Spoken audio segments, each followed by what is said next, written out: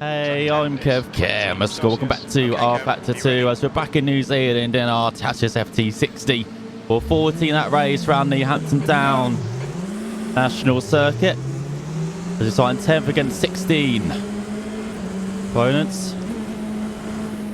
Hoping to survive this opening lap. Still there. There's 14 that race against 100% AI aggression or difficulty, 24% aggression, 34% limiter as well, 50% damage multiplier, and with everything normal apart from I think 2 times tyre wear. So this could be very tasty towards the end of the race, but we're back in New Zealand trying to survive this opening lap because the Turtle Race Series has begun for 2021. In fact, it's almost ended. Due to the pandemic, there's unfortunately only 3 rounds.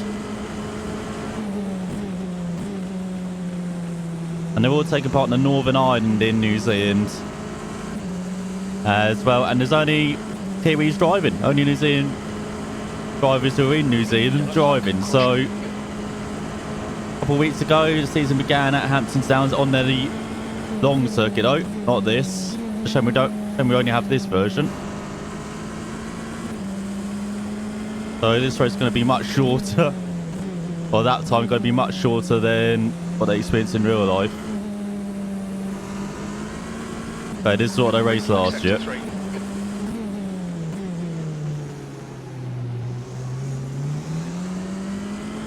And so we had 3 races at Hampton Downs a couple of weeks ago, in 2 last weekend. And then next week I'm going to have 4 races at the Manfield Circuit Chris Amon. But the opening round, the 3rd race, we had the New Zealand Grand Prix, the 66th running of it. And The leader has just done 59.3. it was a brilliant race. It was like, that's why I'm missing having a long circuit. I had some fantastic racing all race long. As I said, we only had Kiwi drivers, but we still had 16 drivers in the field. I know we didn't have the likes of El Bamba or Brandon Hartley or Marcus Armstrong all being based all over the world, and Bamba racing in the 24 Hours of Daytona. But we did have Liam Lawson. I know he was looking after Matthew Payne, the young teenage talent. No mistakes. Even though Lawson's also a teenager, but apparently he's been really helping him. He definitely looked like he was in the opening round in Hampton Downs. The leader's just done 59.0. But in the field, apart from Payne, you had a couple other youngsters like Kev, I think Gutsia, like Tom Alexander, Conrad Clark. That's why you don't look up when you're going for a corner. But also veterans like Chris van der Drift, who was like a decade ago a very talented up-and-coming New Zealand single-seater racer. So I did just run out in Europe and also had a massive accident at Brands Hatch in Superliga for me, I remember, back in 2010 now. So he's been racing in Asia. Sports cars. There's also the headline driver as well, Shane van Gisbergen, the supercars driver, the GT champion, and Travels of Bathurst won a rally as well at the end of last year, so pretty damn talented. Shane van Gisbergen, one of my favourite drivers as well. Out of all of racing, we also had Greg Murphy. Of course, was in supercars for a long time. Very good at Bathurst, famously as well. Andre Heimgartner, who's the current supercars driver as well with Kelly Racing. He was taking part. Most of the Leeches, Damien and Brandon. Clear on your right.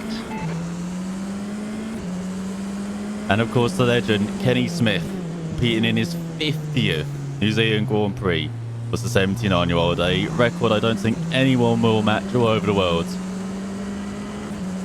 Of course, that that is right. Maybe Lewis Hamilton will compete in 50 British Grand Prix. You never know. But it's like,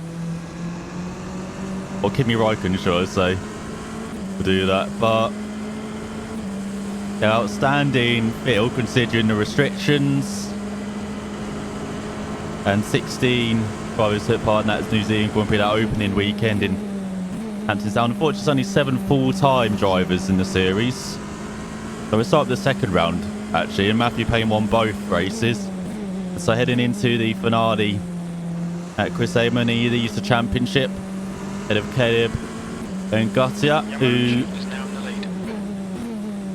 got the pole, actually, for the New Zealand Grand Prix. But you're going to capitalise on it. Get the win. Oh yeah, he's in second. And then we've got Billy Fraser as well, who got podium in the first race of the second weekend at Hampton Downs. And then Tom Alexander, who got podium in the second race. The second weekend at Hampton Downs. So they're 4th, 5th and 6th are the youngsters in the championship. Then we've also got Chris Vogt, who's 8th in the championship, and Peter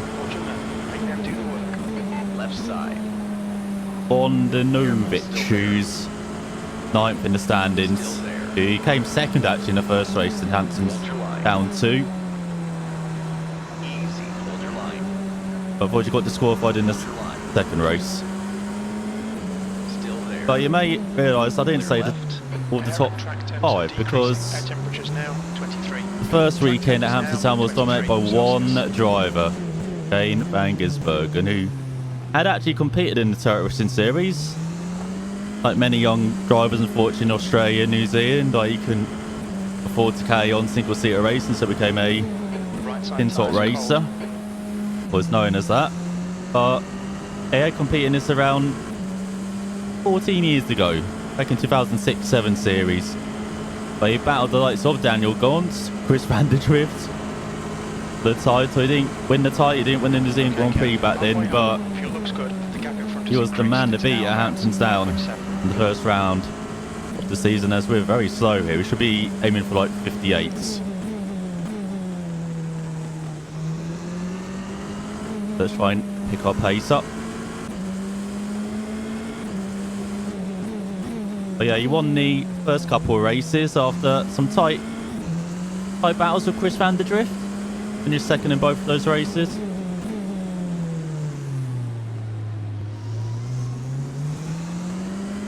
And then coming third in both of those races was Matthew Payne. Before the New Zealand Grand Prix, as I said, Amon and Gatia got the pole ahead of Daniel Gaunt, the 2-time New Zealand Grand Prix winner.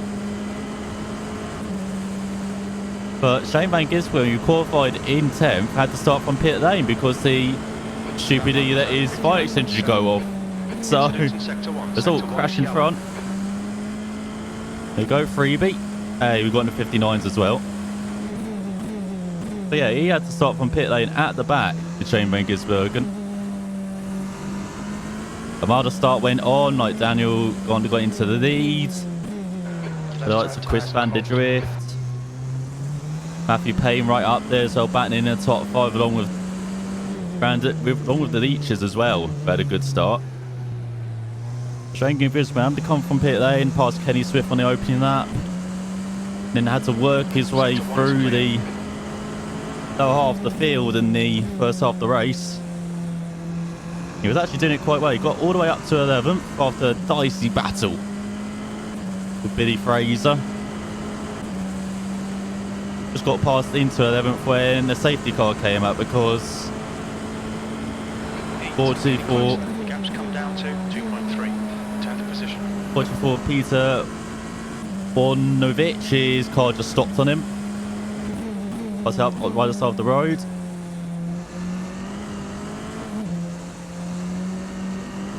The safety car came out, and this was a lap after the battle for second between Chris van der Drift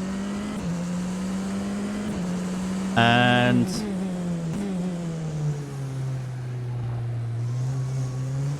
Daniel Gaunt, or actually for the lead, should I say. Like Van der Drift tried to do the switchback maneuver into the third turn, but didn't work out. He clipped his front wing, had to come in for a front wing change. But the safety car came out for the perfect time for him.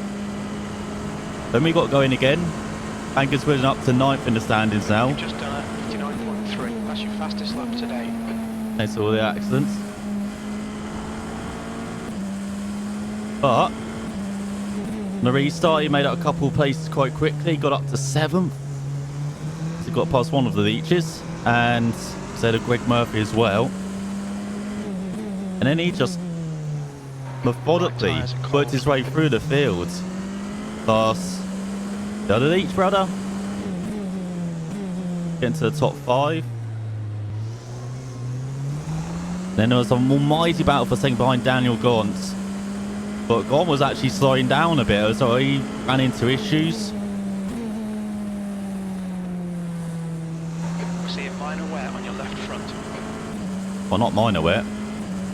So he was like dropping back pace-wise. So he had a battle with like Andre Harmgartner up to 2nd, Matthew Payne, Caleb as well. Like all these drivers battling hard. And meanwhile, I think Gisbergen just tore through them while they were battling.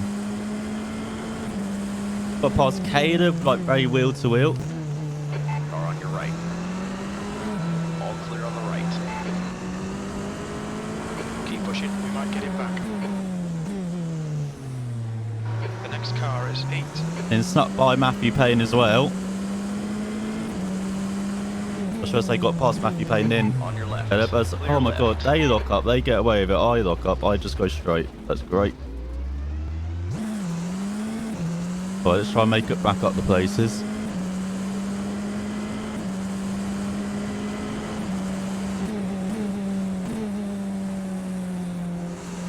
And so yeah, he's into the top 3, then got past Andre Heimgartner as well. Where's everyone pitting? Only be pitting. And then with 10 laps to go, got past old rival Daniel, took the lead, and in the end held on one by I was saying head of Heimgartner, who had a superb race. But he said he struggled with the setup all weekend and finally got it together for the 3rd race. He definitely did. And then behind him was Matthew Payne. He fought back, like he dropped back in the middle of the race, the edge of the top 5, but got all the way back up to 3rd past Daniel Gaunt, who dropped all the way down the order. In the end, did the Tatuus. The Zealand Grand Prix went down to 7th in the end. Appointedly for him. After looking so strong in the first half of the race, or maybe getting a 3rd New Zealand Grand Prix victory. Behind them in 4th was Caleb, who had a decent race in the end. 1 more lap to go. 6th place. As well as 6th. Nice. Yeah, cars have pitted. What the hell? Car on your left. Still there. Careful, still there. Oh, we're all bashing on the final lap. Left side. All clear on the left. Ignore the aero damage. It's nothing. Let's get back by. Then rounding out the top 5 was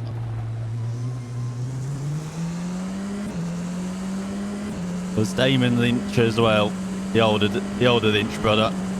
But he competed in this series for. Oh, he'd been taken. Hold your line. Clear right. The leader, Yamuchi, is pitting. God damn it! I just turned in when he said the wrong side. Well, he's done a 59 flat. That's not bad. Zeller ahead is pitting. Everyone's pitting. All right, so we're going to win then, are we? P4. Well done, mate. Oh, Good god damn it! On your Not left. quite. Easy. Hold your line. Car on your Oh, we've got an undeserved top 5 there. Car on your left. Clear left. Oh, that's some good wheel bang on the final lap. Yeah, Damon Lynch, he had the best or 3rd in Tour Racing Series as well. A couple of those seasons, only 1 victory. Good showing on his return. He actually runs the Highland circuit, which which normally holds around the Turtle Racing Series. It helps run that, so good result for him being back behind the wheel as he finished ahead of his brother Brendan, and I said Gaunt on that Billy Fraser, Greg Murphy for the top 10 as well, ahead of Conrad Clark. And Tom Alexander, Chris van der Drift, who was 12th. He finished 5th on the road, but penalised in Chris Vault, Josh Bethune, and then Kenny Smith, the legend, a lap down in 15th, but kind of finished all by himself. Had a nice kind of round of applause as well when he finished. But yeah, Turtle Racing Series, as I said, head into Circuit Chris Amon next weekend. Can't look past Matthew Payne maybe winning the Turtle Racing Series and Showtime race as well for the Denny Home Trophy. So we've got barely enough fuel to do like a another lap here. Yeah, jumping back into these cars in rFactor 2, on a side note, it's been a bit weird seeing as I've been a long time away, like almost a year now, since I covered Turtle Racing Series last season while driving these cars for races. So yeah, they're good fun. And someone's just broken down. A tough circuit though, so you get it right. You see lots of downhill braking, tough braking zones. Oh my god, lots of cars have retired here. What the hell? Got a freaking scrapyard here of FT-60s. So yeah, I'll try and improve that for the next race run. Circuit Chris Aim and get more used to the brake, and that's my major difficulty at the moment. But yeah, who do you, if you've been following the Turtle Racing Series, who do you think is going to win the title and win the Denny Home Trophy? It's time at Circuit Chris Amon. Thanks for watching, and I will see you next time if we have a car. As we have literally run out of fuel. Go! Come on! Coast it! I coast it to the pits. But come on, guys, run down, push me. Guys. Oi. Busy chatting. God damn it. But thanks for watching, and I will see you all next time.